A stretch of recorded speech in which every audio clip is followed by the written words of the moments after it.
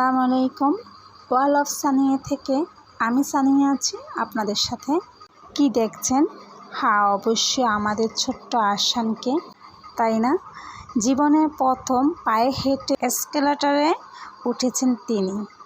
আমাদের গন্তব্য হলো জয়িতা ফুড কোর্ট। আসলে বাসার পাশে যে এত সুন্দর একখানা পরিবেশ সাথে একান্ত সময় কাটানোর জায়গা ছিল সেটি জানা ছিল না আমার। আমরা 4 বোন, আমাদের আরশান ও 2 ভাগ্নিকে নিয়ে সেখানে ঘুরতে গেলাম, খেতেও গেলাম। এই জায়গাটা যে কতটা সুন্দর ঘুরতে গেলেই বোঝা যায়।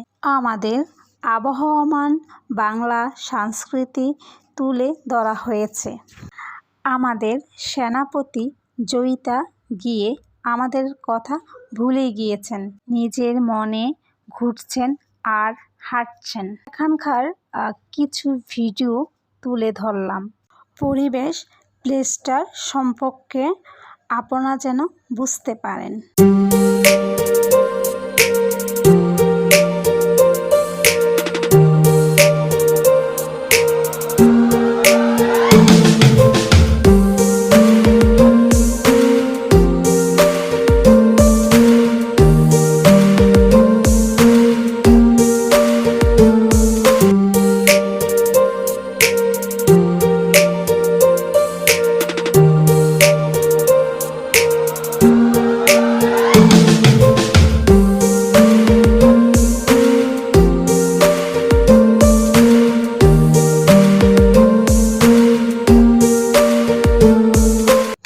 জয়িতার অবস্থান হলো ধানমন্ডি 27-এর রাপা প্লাজার 6ষ্ঠ তলা, লিফটের 4।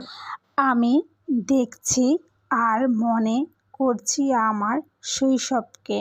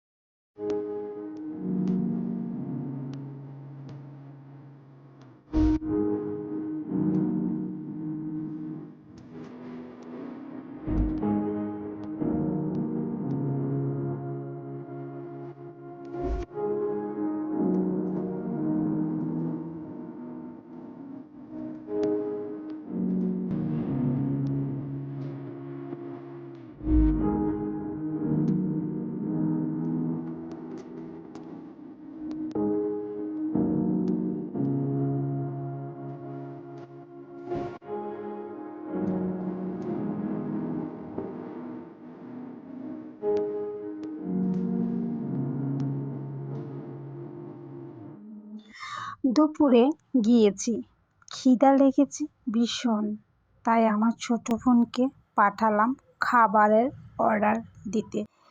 দেশি খাবার, লাউ শাক, চিংড়ি, ফুলকপি, সিম, আলু, সবজি, ট্যাংরার ঝোল, 3 রকম ভর্তা, আয়েশ করে খাওয়া পায়েস।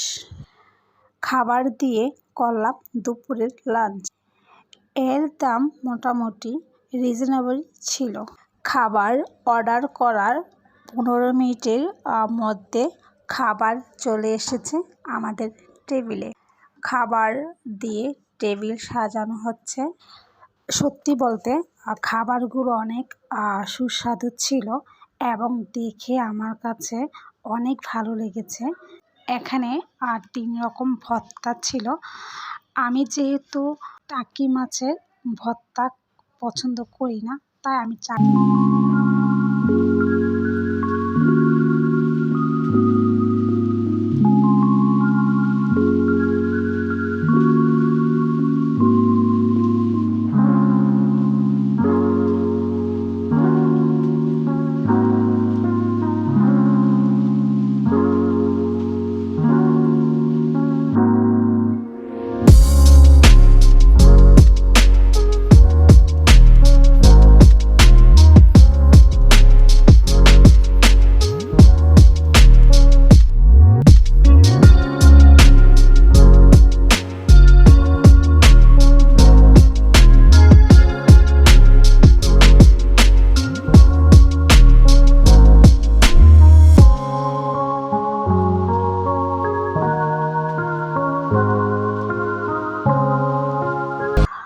বলে রাখা ভালো, জয়িতায় রাখা জিনিসপত্র কিন্তু সুভেনির হিসাবে কিন্তু কিনতে পারা যায়। কোনো বিদেশি বন্ধু বান্ধব যদি থাকে নিয়ে আসতে পারেন, এখানে পরিচয় করতে পারেন আমাদের দেশি খাবার ও সংস্কৃতির সাথে। তাছাড়া এখন বার্গার যুগে এই খাবারগুলো আমাদের বাচ্চারা কিন্তু চেনে না, তাই পরিবার সবাইকে নিয়ে আসতে পারেন এখানে। অন্তত দেশি খাবারের জন্য হলো এখানে একবার বেড়াতে চলে আসেন এখানে। বড় আপু বলছিল খুব উৎফুল্ল মনে, জানিস এই পুতুলগুলো একসময় গ্রামের মেলায় কিনতাম। ঠোঁটে বোনের ছিল মিষ্টি হাসি। আপনিও চলে আসেন এখানে, আপনার শৈশব নিয়ে গল্প করেন নতুন প্রজন্মের সাথে। আপনিও হারিয়ে যান ছোটবেলার গল্পের মাঝে।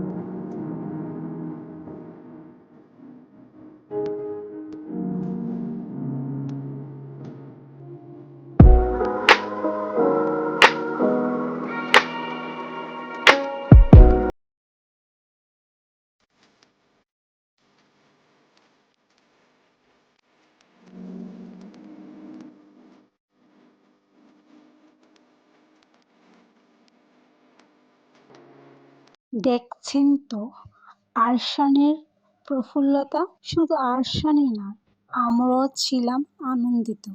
আরশানের ছবি তোলা বা ভিডিও করা পছন্দ করেন না। আমি যতগুলো ভিডিও করেছি বা ছবি তুলেছি, প্রতিটি ছবি ভিডিও ওর আনবো না, তাই আমি ওর লুকিয়ে লুকিয়ে তার ভিডিওগুলো করেছি।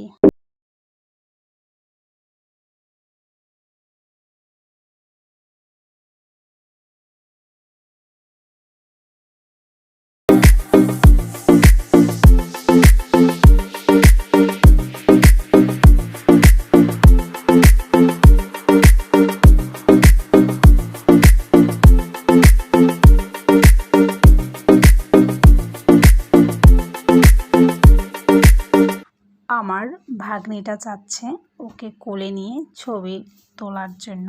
আরশান আমাদের কারোর কথা শুনছে না এবং আমাদের কাছেও তেমনটা আসছে না। ও ওর মতন করে ঘুরে বেড়াচ্ছে সারা ফ্লোর।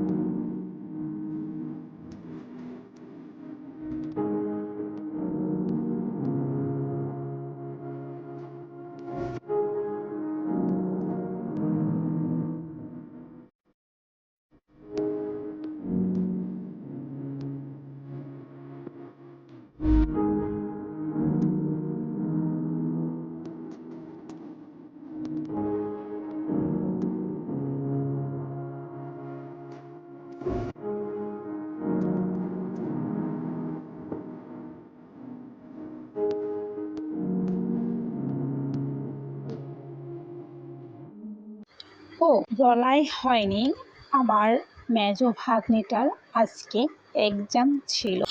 তোমার এক্সাম শেষ হলে খালামণি তোমাকে একটা ফ্লাওয়ার দেব।